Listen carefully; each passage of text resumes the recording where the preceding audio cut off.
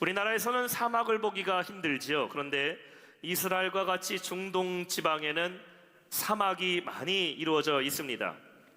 근데 사람이 살 수 없는 그러한 사막에서도 사람들이 모여 사는 곳이 있습니다. 그곳이 어디일까요?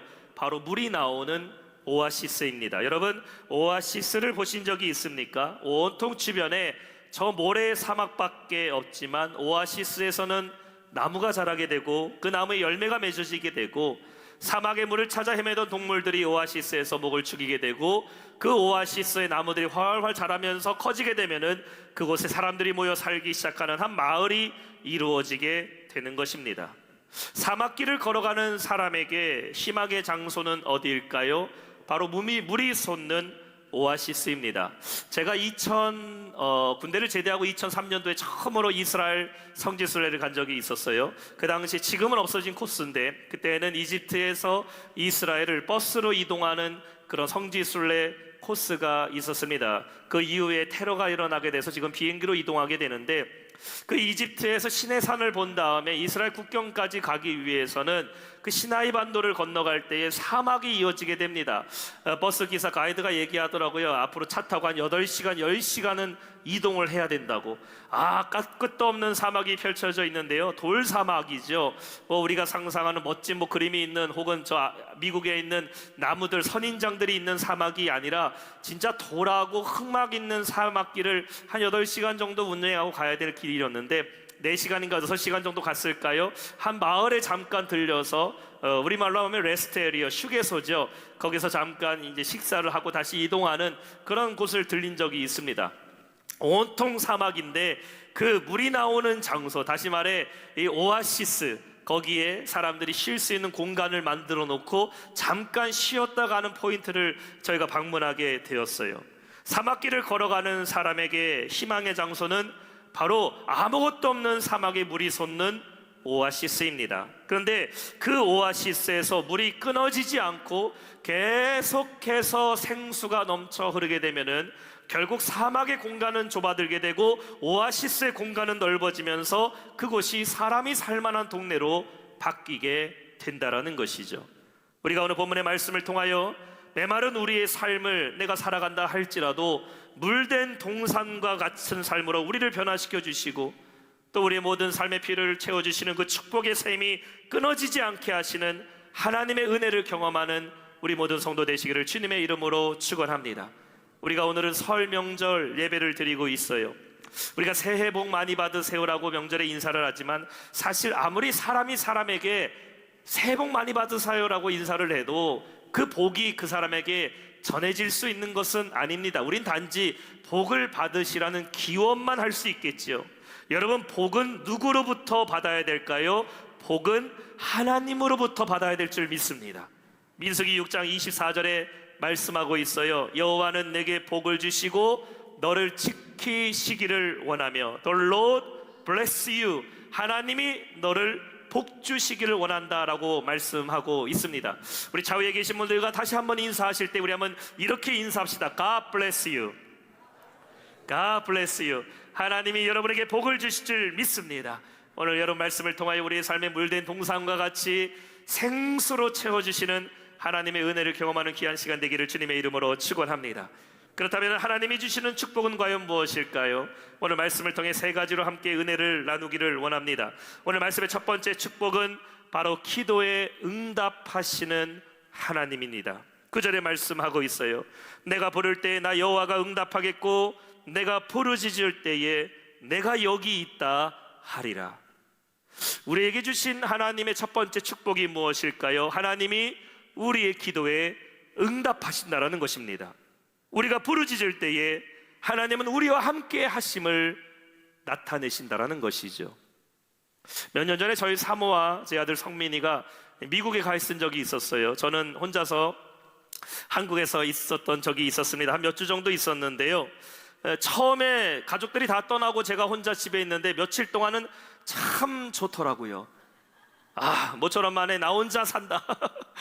얼마나 그냥 편한지 모릅니다. 제가 하고 싶은 대로 살고 간단하게 식사를 하고 그렇게 지내다 보니까요, 이 모처럼 만에 느끼는 자유를 만끽하면서 누렸습니다. 근데요, 한 일주일 정도 지나게 되었을까요? 시간이 가다 보니까요, 점점 집에 들어가기가 싫어지더라고요. 아무도 없는 집이 썰렁하게 느껴지게 됩니다. 집에 가도 뭐 반겨주는 사람도 없고, 하루 동안 내가 있었던 일들을 들어줄 사람도 없고, 그러다 보니까 자연적으로 집에는 안 들어가고 계속 교회에 그냥 밤늦게까지 혼자 머물다가 잠자러 들어가고 다시 아침에 교회 나오고 이랬던 적이 있었어요. 사람이 옆에 없으니까요, 다시 말해 소통할 사람이 없다 보니까는 외로움을 느끼게 되고 허전함을 느끼게 됐다는 것을 보게 됐습니다. 떨어져 보다니까요, 가족의 소중함, 또 아내의 소중함을 느끼게 됐습니다.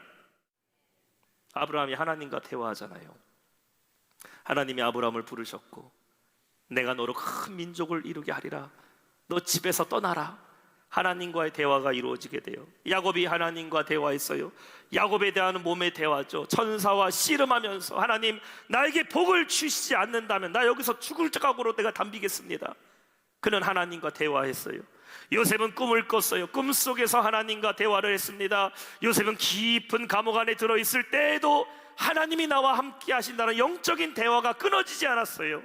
다윗은 사울의 칼을 피해 광야로 도망갔을 때에, 그 아둘람 굴에 숨어 들어갔을 때에도 하나님 내 영혼이 갈급하오니 하나님이 이곳에 나를 인도해 달라고 그는 하나님과 끊임없는 대화를 해요. 그런데 이스라엘 백성이 하나님으로부터 대화가 끊어질 때가 있었어요. 하나님으로부터 범죄하고 우상을 숭배하게 되니까 하나님의 음성이 그때부터 들리지가 않는데, 하나님과의 소통이 끊어지게 되니까 어떻게 됩니까? 이스라엘 백성은 큰 깊은 절망에 빠지게 됩니다. 깊은 죄에 빠지게 되고 이방 나라들의 포로로 끌려가는 고통의 시간을 겪게 돼요.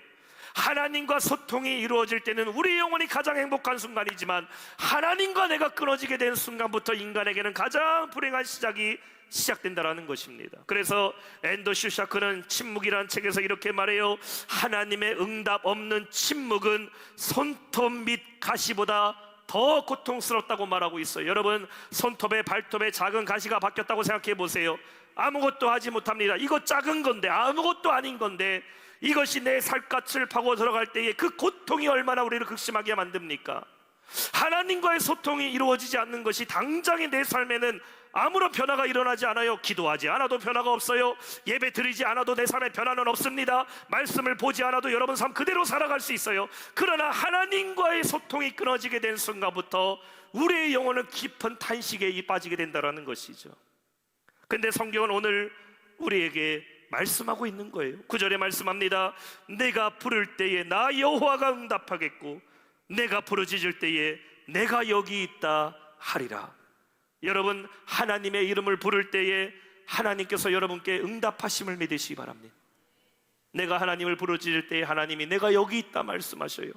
예레미야 33장 3절 말씀 우리 한번 큰 소리로 고백해 볼까요? 시작. 너는 내게 부르짖으라. 내가 내게 응답하겠고, 내가 알지 못하는 크고 은밀한 일을 내게 보이리라. 아멘. 사랑하는 성도 여러분, 하나님께 부르짖을 때에 하나님 반드시 여러분께 응답하심을 믿으시기 바랍니다. 오늘 성경에서 응답하다는 말을 원어로는 히브리어로 아나라는 말을 썼어요. 영어로는 두 가지 단어로 표현합니다. answer과 respond예요. answer과 respond. 무슨 말일까? 아이가 엄마를 부르게 되면 엄마가 대답하죠. 엄마 여기 있어 라고 말합니다. 엄마의 존재를 나타내는 거예요. response 하는 겁니다. 근데 아이가 걸어가다 넘어지게 됐어요. 그래서 엄마 도와달라는 소리를 지르게 될 때에 그 엄마는 엄마 여기 있어 라고 대답하지 않습니다. 넘어진 아기에게 달려가서 그 아이 팔 붙잡고 일으켜 세워주는 거예요. 앤슬이에요. 답을 주는 겁니다. 하나님의 응답도 마찬가지예요. 여러분, 우리가 기도할 때에 하나님이 우리와 함께 하심을 깨닫게 하심을 믿으시기 바랍니다. 하나님이 우리의 귀에 대고 내가 여기 있다라고 말씀하시지는 않지만, 여러분, 기도 중에 하나님이 내 안에 임재하심을 느낄 때가 있어요. 예배를 드리다 보면 하나님께서 내 안에 역사하실 때를 경험하게 됩니다. 통성으로 기도하고 말씀을 기도하고 부르짖어 기도할 때에 우리 심령 가득히 임재하시는 하나님이 여기에 계셨구나라는 것을 깨닫게 하실 때가 있어요. 하나님의 리스폰스죠. 그 다음에 하나님께 우리의 문제를 가고 기도할 때에 하나님은 우리의 문제에 해답을 주시는 분이심을 믿으시기 바랍니다. 내가 여기 있다 하신 말씀, 하나님은 우리의 삶의 제목에도 응답하시는 하나님이시라는 것이에요. 이 하나님을 의지하시는 성도들은 큰 소리로 아멘 하시기 바랍니다. 그래서 여러분의 인생의 문제를 만나게 됐을 때 우리는 누구로부터 앤서를 받는 겁니까? 하나님으로부터 우리는 답을 얻을 수 있다는 것이죠. Jesus is the answer이란 말 들어보셨잖아요. 예수님은 내 삶의 해답이십니다. 한번 따라해 볼까요? 예수님은 내 삶의 해답이십니다. 여러분의 삶의 문제 가운데 그 공식에 예수님을 대입하라는 거예요. 인생의 문제에 예수님을 대입하고, 가정의 문제에 예수님을 대입하고, 자녀의 문제에 예수님을 대입하고, 직장의 문제에 예수님을 대입해서 기도하다 보면 주님이 여러분의 삶에 해답을 주실 줄 믿습니다. 어떤 인생의 문제 가운데 있다 할지라도 주님께 기도하는 자 하나님 반드시 응답하시고, 오늘 성경에 내가 여기 있다 하리라 이 음성을 듣는 축복이 있기를 주님의 이름으로 축원합니다. 두 번째 하나님의 축복은 무엇일까? 축복의 샘이 흐르게 하시는 하나님이라는 것이죠. 오늘 11절에 말씀하고 있어요. 여호와가 너를 항상 인도하여 메마른 곳에서도 내 영혼을 만족하게 하며 내 뼈를 견고하게 하리니 너는 물된 동산 같겠고 물이 끊어지지 아니하는 샘 같을 것이라. 여러분, 똑같은 물이 있지만 흘러가는 물이 있는가 하면 고여있는 물이 있습니다. 이스라엘의 성지 순례를 가게 되면 반드시 가야 될 두 곳이 있어요. 가야 될 곳이 아니라 반드시 가는 곳입니다. 한 곳은 갈릴리 바다이고 한 곳은 사해바다 데드시라는 곳이에요. 똑같은 바다이고 모양도 비슷하게 생겼어요. 그런데 그 환경과 그 상황은 완전히 다른 것을 보게 됩니다. 갈릴리 바다는 어떤 곳일까? 흐르는 물이에요. 사해바다는 어떤 곳입니까? 고여있는 물입니다. 갈릴리 바닷물은 어디서부터 시작되냐면 저 높은 헬몬산의 이슬에서부터 그 이슬이 녹아서 흘러내려오면서 갈릴리 바다를 이루게 됩니다. 그리고 갈릴리 바다에서 흘러나온 물줄기가 쭉 내려갈 때 요단강이 되는 것이고, 그 요단강 물이 모이는 그 자리가 바로 사해바다가 된다라는 것이죠. 갈릴리 바다 호수로 가게 되면은 거기 많은 관광지들이 있어요. 특별히 예수님께서 가장 많이 사역을 하셨던 가버나움이라는 동네가 갈릴리 바다 근처에 있어요. 벳세다도 그곳에 있습니다. 그래서 그곳에 가면 예수님이 사역하셨던 기적의 장소들도 있고, 또 예수님께서 물이 포도주로 되게 하셨던 그런 기적의 장소들도 있고, 또 베드로를 예수님께서 부르셨을 때에 베드로는 어떤 사람이었어요? 그 갈릴리 바다에서 고기를 잡던 어부였습니다. 지금도 가게 되면 갈릴리 바다를 중심으로 이스라엘의 여러 군락들이, 도시들과 또 시장들과 사람들이 살고 있는 곳이 조성된 것을 보게 돼요. 똑같은 바다인데 사해바다를 가게 되면요, 아무도 살지를 않습니다. 태양볕이 내리쬐는 아주 더운 사막 한가운데에 온통 짠 물로 모여져 있는 사해바다, 그 주변에는 사람들도 살지는 않아요. 저도 사해바다에 몸을 담가봤는데 그 안에는 물고기도 살지 않습니다. 사해바다에서 유명한 게 소금하고 진흙밖에 없어요. 아무것도 없는, 한마디로 사람이 살 수 없는 동네라는 것이죠.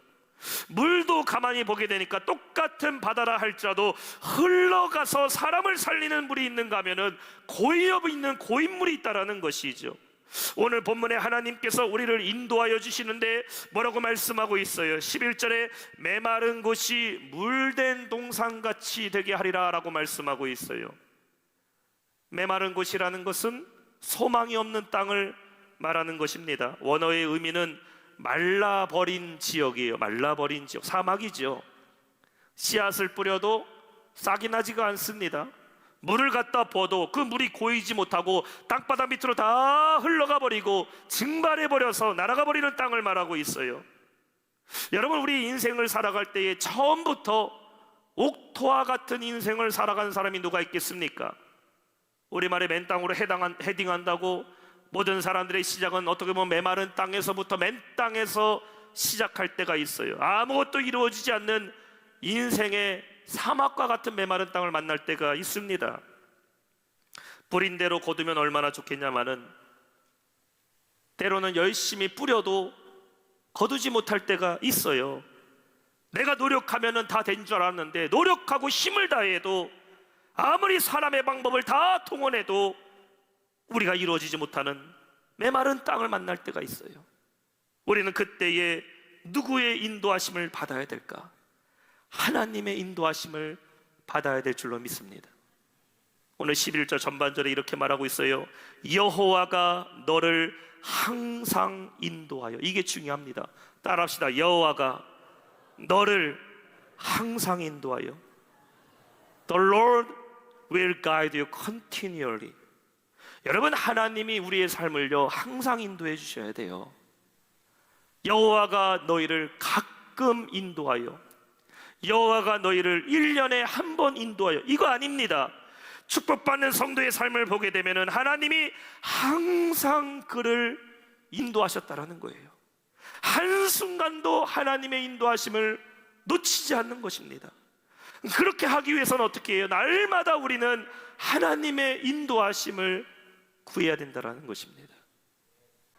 믿음의 부모를 통해 자녀가 복을 받는 것이고, 믿음의 사람 한 사람을 통해 그 가정과 일터와 기업이 복을 받는 것이고, 믿음의 학생을 통하여 학교가 복받는 것이고, 믿음의 성도도가 가득 차 있을 때 교회가 복받는 거예요. 축복의 샘이 흐르는 하나님을 의지하며 물된 동산 같은 복을 받는 우리 모든 성도 되시기를 주님의 이름으로 축원합니다. 마지막 세 번째 축복은 다시 세우시는 하나님입니다. 12절 말씀, 우리 한번 한 목소리로 12절 읽어볼까요? 시작. 내게서 날 자들이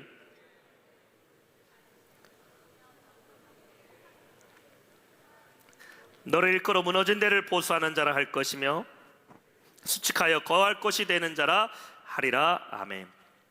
어떤 사람을 보면요, 주변에 사람들이 정말 많은 사람들이 있어요. 그래서 끊임없이 사람들이 그를 찾게 되고 쉼없이 전화벨이 울리는 그런 사람들이 있습니다. 가끔 저희 사모가 저를 부러워하는 것 중에 하나가 바로 이겁니다. 어느 날 자기는 온통 하루 종일 전화 한 통도 안 왔는데 저는 하루에 몇 번씩 전화를 받고 하루에 몇 시간씩 카톡이 이렇게, 몇 시간은 아니죠, 한 시간에 몇 번씩 카톡이 오게 되는 것을 보면서요, 저한테 갑자기 한숨 섞인 말로 그러더라고요. 당신은 좋겠다, 연락하는 사람 많아서. 제가 여보 나는 내가 당신한테 연락하잖아요. 근데 하나도 은혜가 안 되더라고요. 그래서 제가 말했어요. 연락 많이 오는 게 좋은 게 아니야. 얼마나 이게 피곤한 건데 연락 안 오는 게 좋은 거야. 이렇게 얘기하는데 위로를 하나도 받지는 못해요. 아무튼 혹시 성도님들 중에 연락할 분들이 없는 분들은 가끔 담임 사모님한테 문자도 보내주시고 전화도 걸어서 사모님 뭐해요? 이렇게 해서 아무튼 저희 사모의 전화통에 불이 나게 해주시길 바랍니다. 주변에 사람이 보이게 하는 방법이라는 글이 있더라고요. 어떤 사람에게 사람들이 모이게 될까 한번 보세요.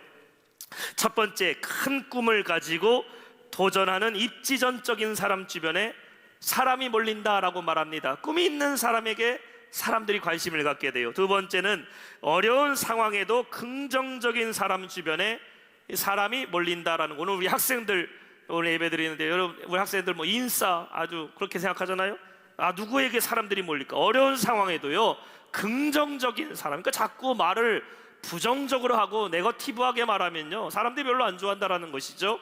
상황이 네거티브해도 할 수 있다라고 말하는 사람 좋아합니다.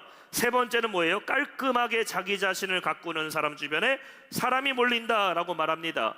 우리가 인간관계도 깔끔해야 됩니다. 그냥 내가 이 사람 저 사람 다 그냥 얽히 설키는 것은 사실 깔끔한 관계가 아니에요. 올바른 관계, 올바른 행동, 올바른 상황, 깔끔한 관계죠. 거기에 사람들이 몰려요. 네 번째는 돈에 끌려다니지 않는 강한 사람 주변에 사람이 몰린다라고 말합니다. 사람이 자꾸 돈에 매여 있으면 안 됩니다. 내가 거기로부터 자유로울 수 있는 사람. 다섯 번째는 솔선수범하는 리더십이 있는 사람 주변에 사람이 몰린다. 자꾸 시키는 사람한테는 당연히 안 가겠죠. 내가 섬길 수 있는 사람에게 사람들이 몰린다라고 말해요. 여섯 번째는 경청으로 시작하는 대화를 잘하는 사람. 이게 중요하더라고요. 내가 말하는 것을 좋아하는 것이 아니라 누군가의 이야기를 들어줄 수 있는, 경청할 수 있는 자세가 있는 사람에게 사람들이 몰린다라는 것이죠. 그래서 사람을 모이게 하는 사람에게는 그 사람 나름대로의 뭐가 있어요? 장점이 있고 특징이 있다라는 것이에요. 오늘 하나님께서 우리에게 주신 세 번째 축복이 무엇일까? 오늘 12절에는 말씀하고 있습니다. 거할 곳이 되게 하는 자라 하리라. 저는 오늘 말씀을 연구하면서요 이 말씀이 참 너무 좋더라고요. 거할 곳이 되게 하는 사람. 창세기 12장에 보면 하나님께서 아브라함에게 복을 주실 때에 어떻게 복을 주셨을까요? 3절에 보면 이렇게 말씀하고 있어요. 너를 축복하는 자에게는 내가 복을 내리고 너를 저주하는 자에게는 내가 저주하리니 땅의 모든 족속이 너로 말미암아 복을 얻을 것이라 하신지라. 하나님이 아브라함에게 야 아브라함아 너만 복 받아라, 너네 집만 잘 되라, 네 자녀들만 잘 되라, 이게 아니에요. 하나님 말씀하고 있어요. 너를 통하여 많은 사람들이 복을 받게 되리라. 심지어 아브라함에게 복을 말하는 사람에게는 하나님이 그에게 복을 주신다고 말씀하고 있어요. 하나님이 아브라함에게 주신 축복은 아브라함 안에 머물러 있는 축복이 아니에요. 나를 통하여 타인이 복을 받는 축복을 말씀하고 있어요. 사랑하는 성도 여러분, 이러한 복을 받는 성도가 되기를 주님의 이름으로 축원합니다. 그렇게 하기 위해서 어떻게 해야 될까? 황폐한 곳들이 회복시키는 사람이 돼야 돼요. 무너진 기초를 다시 쌓는 사람이 되는 거예요. 이러한 사람들을 가르쳐 오늘 12절 중반절에 보수하는 자가 되게 하리라 라고 말씀하고 있어요. 보수하는 자라 하리라. 사명자는 어떤 사람입니까? 보수하는 사람이에요. 무너진 것을 회복시키는 사람이에요. 길이 없는 곳에 길을 만드는 사람이에요. 요즘 이런 말도 있더라고요. 함께 걸어가면 길이 된다고. 내가 혼자 산길 걸어갈 땐 길이 없어요. 그러나 누군가 그 길을 왔다 갔다 1년 365일 매일마다 걷다 보면 거기가 뭐가 돼요? 길이 돼버리는 것이에요. 사명자는 어떤 사람입니까? 보수하는 사람이에요. 보수하는 사람. 예수님은 어떤 분이셨어요? 예수님도 고치시는 분이셨어요. 병든 자를 고쳐주시고 상한 자를 고쳐주시고 죽은 자도 살리셨고 영원히 죽을 수밖에 없는 아무 소망 없는 우리의 인생에 구원의 길을 열어주신 분이 예수님 아닙니까? 여러분의 삶의 절망적인 상황, 무너진 것이 있다면 하나님이 여러분과 함께 하시면 다시 회복시켜 주실 줄 믿습니다. 무너진 것을 보수하여 다시 살게 하는 사명이 누구에게 있다? 여러분에게 있다라는 거예요. 우리 교회가 생명을 살리며 부흥하는 교회가 되기 위해서 어떻게 해야 될까? 고치는 거예요. 고치는 거, 회복시키는 거예요. 성도의 심령을 회복시키고 낙심 가운데 있는 영혼이 교회를 통해 다시 일어나게 되는 것이고, 세상의 소망을 잃어버린 자가 주의 성전에 와서 빛 대신 주님을 만나게 하는 것, 우리는 보수하는 자들이 되는 것이에요. 그럴 때 어떤 축복이 임하는 겁니까? 오늘 12절 마지막에 말하고 있어요. 길이 열리고 사람들이 거하게 될 자, 그런 교회가 될 줄로 믿습니다. 사랑하는 성도 여러분, 여러분의 삶에 이러한 축복이 있기를 주님의 이름으로 축원합니다. 기도하는 어머니, 기도하는 아버지를 통해 가정이 살아나야 돼요. 자녀가 살아나는 거예요. 직장에서 일하는 분들, 사업장을 운영하시는 여러분 한 사람을 통해 기업이 살아나는 거예요. 내가 속한 목장과 내가 속한 소그룹과 여러분이 속한 기관이 여러분을 통해 다시 살아나는 역사가 일어나야 될 줄로 믿습니다. 그럼 하나님이 자연스럽게 여러분도 살게 하셔요. 다시 세우시는 하나님의 은혜를 경험하는 우리 모든 삶 되시를 주님의 이름으로 축원합니다. 오늘 말씀 맺겠습니다. 생텍쥐페리가 쓴 어린 왕자의 책에 보면 이러한 명언이 있더라고요. 사막이 아름다운 것은 어딘가 오아시스를 숨기고 있기 때문이야 라는 말이 있어요. 황폐한 사막이 아름다울 수 있는 것은 그래도 어딘가 오아시스가 있기 때문이라는 것입니다. 황폐한 세상을 살아가고 있지만 성도의 삶이 아름다울 수 있는 것은 우리의 삶에 하나님의 은혜의 샘이 흐르기 때문입니다. 오늘 여러분의 삶에 하나님은 물된 동산과 같은 은혜를 베풀어 주실 줄 믿습니다. 오늘도 여러분 그 축복을 바라보면서 하나님께 부르짖으세요. 하나님, 내 마른 이 땅을 살아가지만 내 삶에 하나님이 주신 은혜로 말미암아 아름다운 삶이 회복되게 하여 주옵소서. 어떤 환경과 상황 가운데 있다 할지라도 하나님께 부르짖는 자는 오늘 성경에 약속하고 계셔요. 내가 여기 있다 하리라. 하나님이 여러분과 함께 하십니다. 그리고 메마른 땅에 샘을 흐르게 하시는 하나님을 의지하세요. 아무리 인생길이 험하고 고통 가운데 있다 할지라도 하나님 반드시 우리에게 살 길을 주실 줄 믿습니다. 그런데 내 삶에 물된 동산 같은 은혜가 있게 해달라고 기도하세요. 가뭄에 콩나듯이 잠깐의 은혜에 만족하는 것이 아니라 넘치는 은혜, 1년 365일 하루 24시간 하루 일주일을 살아갈 때 하루하루마다 하나님 나에게 은혜를 베풀어 주옵소서. 그럼 우리의 삶은 메마른 땅이라 할지라도 물된 동산으로 변하게 될 줄 믿습니다. 그럴 때 여러분의 삶에 무너진 것들이 회복될 거예요. 가정과 자녀와 환경의 문제들이 회복되어서 길이 열리고 거할 곳이 있는 삶이 되게 하실 줄 믿습니다. 이전에는 정말 사람 살기 힘든 가정이었지만 이제는 하나님의 은혜로 사는 가정이 되는 것이고, 옛날에 내가 정말 소망이 없는 인생이었지만 이제는 하나님이 여러분을 살만한 인생으로 바꿔주실 줄 믿습니다. 소망이 없는 일터, 소망이 없는 자녀, 소망이 없는 곳이라 할지라도 하나님은 여러분을 통하여 다시 거할 곳이 있는 삶이 되게 하실 줄 믿습니다. 2024년 구정명절 이 놀라운 축복을 누리며 살아가는 우리 모두 성도 되시기를 주님의 이름으로 축원합니다.